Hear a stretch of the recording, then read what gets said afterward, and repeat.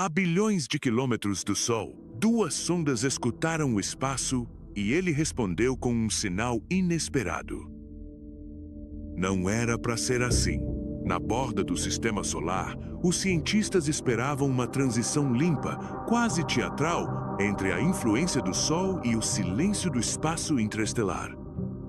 Mas os dados contaram outra história, uma história estranha. E quanto mais longe a humanidade olha, mais essa fronteira parece viva. Para entender o mistério, é preciso imaginar o Sol como o centro de uma bolha imensa, invisível e magnética. Essa bolha se chama heliosfera. Ela é criada pelo vento solar, um fluxo constante de partículas carregadas que escapa da estrela a altíssima velocidade e empurra tudo ao redor.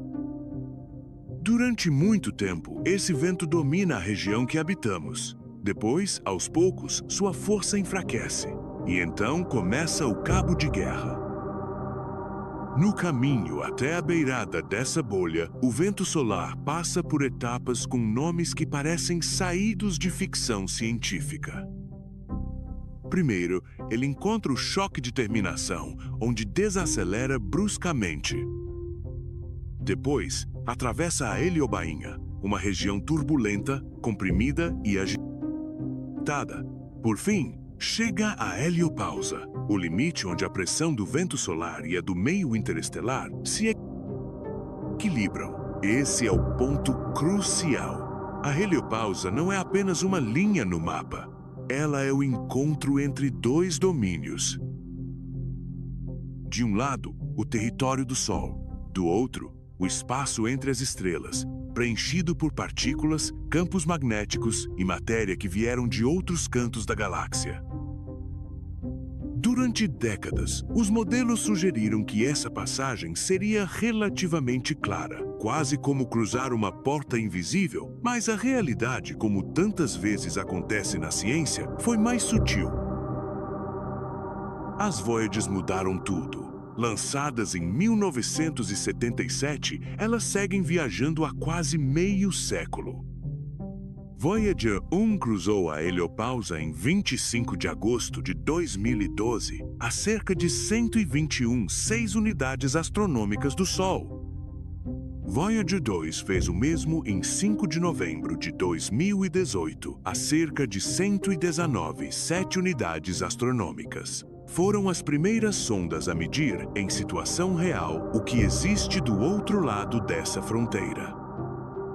E foi aí que surgiu a estranheza. Se a heliopausa fosse um limite rígido, muitos esperavam uma mudança dramática na direção do campo magnético.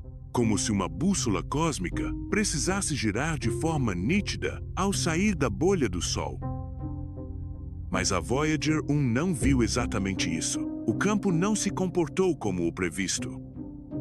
Em vez de uma virada simples e limpa, os dados sugeriram algo mais complexo. O campo interestelar parece se conectar e se esticar ao redor da heliosfera de uma forma muito mais delicada do que imaginávamos. Essa foi a primeira grande quebra de expectativa. A fronteira do Sistema Solar, então, deixou de parecer um muro, passou a lembrar uma membrana. E membranas respondem.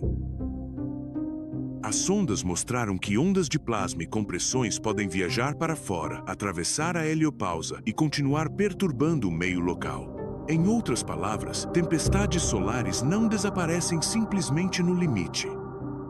Elas deixam ecos, elas reverberam. O Sol ainda imprime sua assinatura muito além do que parecia possível. A Voyager 1, por exemplo, detectou algo particularmente intrigante em 2020. Uma frente de pressão no espaço interestelar. Houve salto no campo magnético e também na densidade do plasma.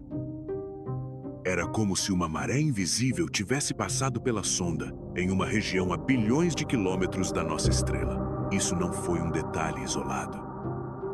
Ao longo dos anos, os instrumentos das Voyagers ajudaram a mostrar que o espaço interestelar local não é imóvel. Ele tem variações, pulsações, estruturas que se movem e interagem.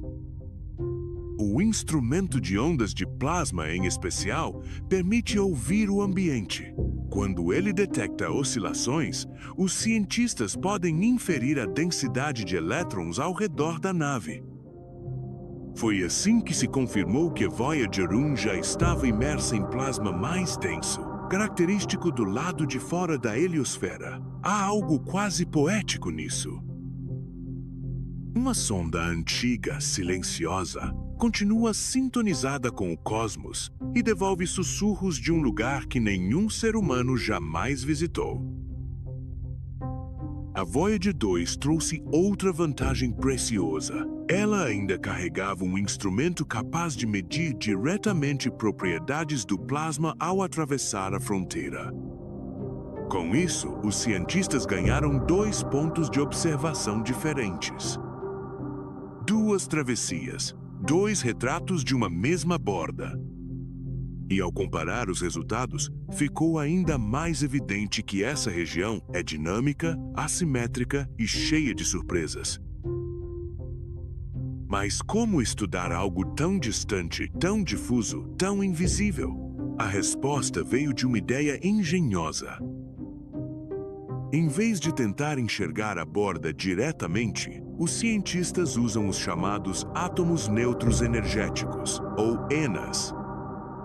Eles nascem de trocas de carga na região de fronteira, voam em linha reta e podem ser detectados perto da Terra. É como se a heliosfera deixasse bilhetes espalhados pelo caminho, e nós só precisássemos decifrá-los. Esses mapas de INAs revelaram um enigma famoso, a chamada faixa IBEX, uma região estreita do céu em que a emissão era mais intensa do que o esperado.